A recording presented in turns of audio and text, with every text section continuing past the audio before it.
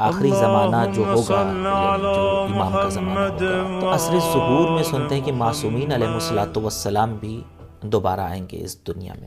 تقریباً وہ رجعت کا کانسیپٹ ہے جس کے بارے میں ہماری کالر اور بہن جاننا چاہتی تھی، کیا کہیں گے اس کے حوالے سے؟ رجعت کا عقیدہ جو ہے یہ ہمارا ایک مسلم عقیدہ ہے اور ہماری مذہب کی ضروریات میں سے، یعنی اگر کوئی شیعہ عقیدہ رجعت نہ رکھے تو وہ شیعہ ہی نہیں ہے۔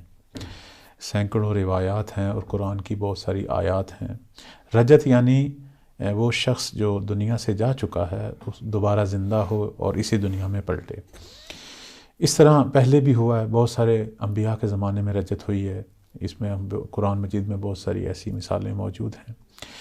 تو ہمارا عقیدہ یہ ہے کہ جب امام زمانہ اجل اللہ فرج الشریف ظہور فرمائیں گے اور حکومت عالیہ اپنی قائم کریں گے، وہی حکومت کریمہ، تو اس زمانے میں کچھ لوگ جو ہیں جو کہ عالم برزخ میں ہوں گے، یعنی قبروں میں ہوں گے اور اس دنیا میں ہوں گے، وہ دوبارہ پلٹیں گے۔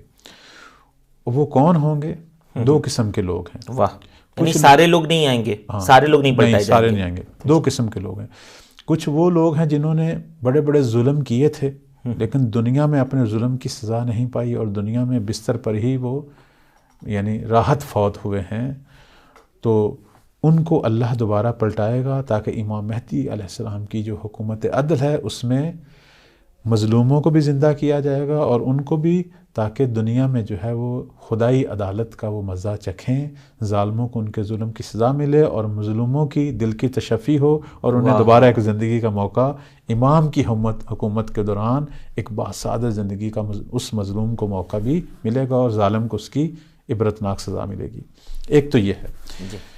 دوسرا جو گروہ آئے گا وہ کون ہے؟ جو مولا کی حکومت کے مشتاق ہیں، جو یہ دعائیں کرتے ہوئے دنیا سے چلے گئے کہ یا اللہ ہمیں امام مہدی کا زمانہ دکھا، ہمیں عصر ظہور دکھا، ہمیں وہ آخری حکومت الہیہ دکھا۔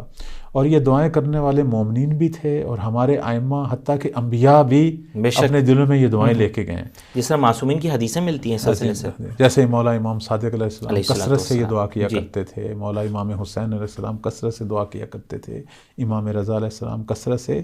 اب یہ وہ ہستیاں جن کی دعائیں ہم تک پہنچی ہے، ورنہ ہمارے تمام ائمہ جو ہیں ان کے دلوں میں اس آخری حکومت کو، اس باسعادت دور کو دیکھنے کی جو ہے وہ خواہش تھی اور اظہار کیا کرتے تھے۔ تو اللہ تعالیٰ جو ہے وہ ائمہ کی دعائیں، انبیاء کی دعائیں کیوں نہیں قبول کرے گا؟